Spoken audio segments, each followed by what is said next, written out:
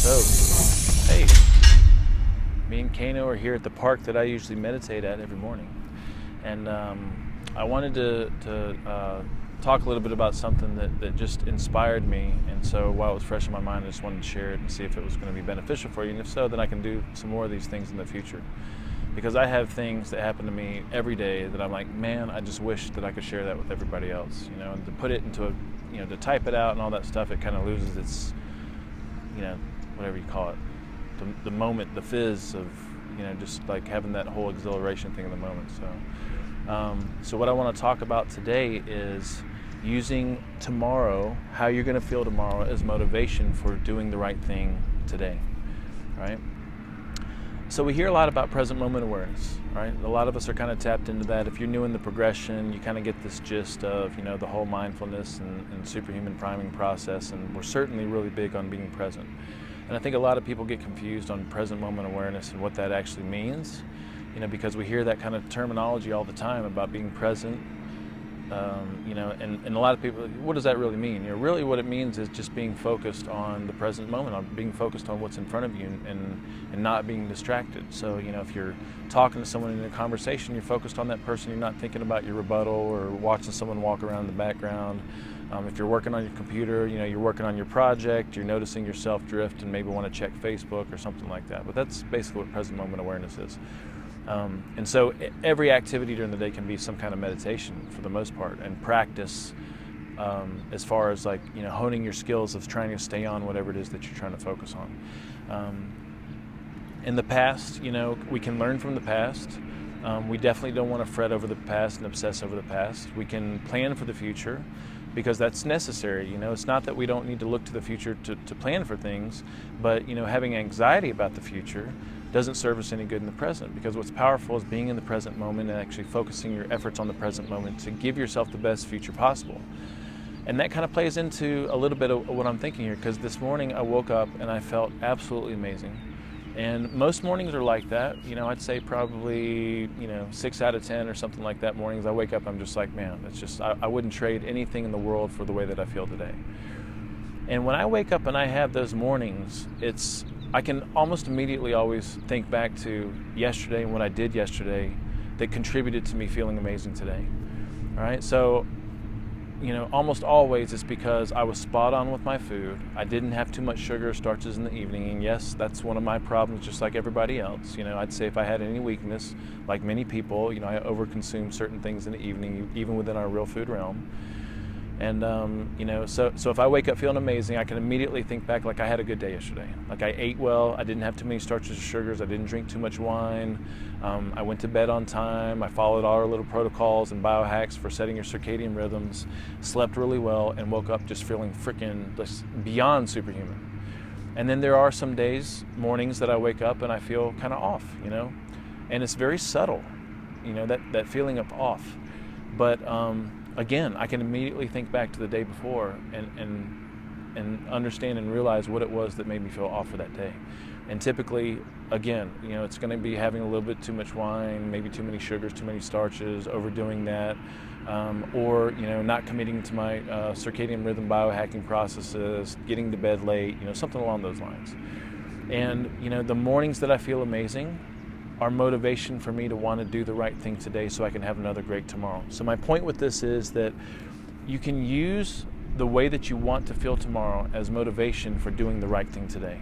So if you have some difficulties or issues with certain things, such as overconsumption of maybe coffee, wine, sugary things, starchy things, even though they all fall within our real food realm, if you have a tendency to overconsume those things, one thing that can help you is having this motivation to do what's right today so that you have an amazing tomorrow. So because when I wake up feeling amazing like I did this morning, then I'm like, dang, like I would not trade anything for this. I would try to do everything that I did yesterday right today so that I can have another great tomorrow. So we want to live in the present moment, and we want to do everything that we can in the present moment and focus on the present moment, but understand that just like with exercise, when I exercise in the gym, I'm not getting an immediate benefit from it. I mean, to a degree, maybe you have some endorphins released and you feel good about yourself, but for the most part, when you exercise, it's that adaptation process that's beneficial for you, and it's, in the results you see over time. And it's the same way with a lot of our nutrition and lifestyle protocols. We want to do those things right today so that we can have a healthy and better tomorrow. So, here's the takeaways. I would say as a three-step process. Number one, acknowledge what it is that is your difficulty or your craving or your issue that you're trying to deal with right now, and make a commitment to catch it when that urge comes on. All right. So, and we call this catching. Right. So with me, let's just take, for example, wine. I had to kind of kick my excessive drinking habit. Now I can have some alcohol in here and there. It's not a big deal. But for the longest time, I drank every single night of my life. Unless I was in a situation that just didn't allow it, I drank every night of my life. And I rationalized it away because, I work out and I eat perfect and all these other things, whatever. But the way that I broke that was, number one, catching the urge as soon as it came on. So the first step is catching the urge as soon as it comes on.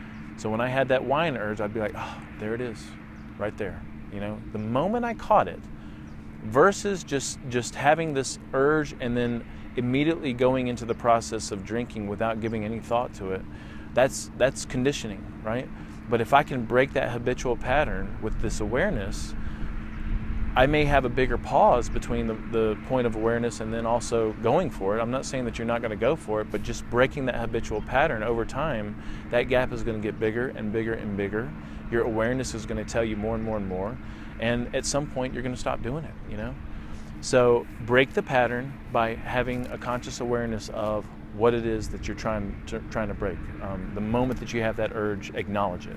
All right, and again, that doesn't mean you're not going to go for it. So then the step two is, if you do go for it, make an agreement with yourself that you're going to titrate or pull back on the amounts that you're going to consume. So again, if it's with alcohol, make an agreement with yourself it's only going to be 1 glass of wine. Or if it's with sugars and starches, just make an agreement with yourself that it's just not going to be an excessive amount. Try to moderate or titrate back on the portions. And then number three, the most important, is having love and kindness towards yourself about this whole process, because this really is a journey for a lifetime. I hope you're not hearing that wind in my mic here. All right, this is a lifetime journey that you're going to get better and better and better at. So it's not about being perfect. It's about striving for perfection in the moment, and then being easy on yourself when you're not perfect. Just the act of, you have to celebrate in the awareness and you have to celebrate in the catching, because in that catching, again, you're breaking the habitual pattern.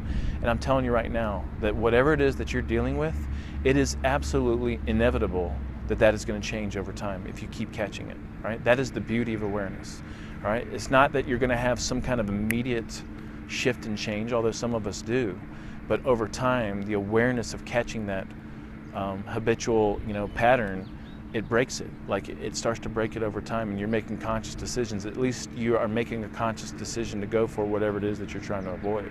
And over time, I'm telling you right now, it's just inevitable that you're going to break that pattern, right? So again, three-step process is, number one, have awareness, catch whatever it is that you're trying to deal with, catch the urge as it comes on. Number two, if you go for it, titrate back on the amounts, make an agreement with yourself. Number three, be easy on yourself, practice love and kindness to yourself, and celebrate in your awareness, celebrate in your catching, because that has started the ball rolling, and it is absolutely inevitable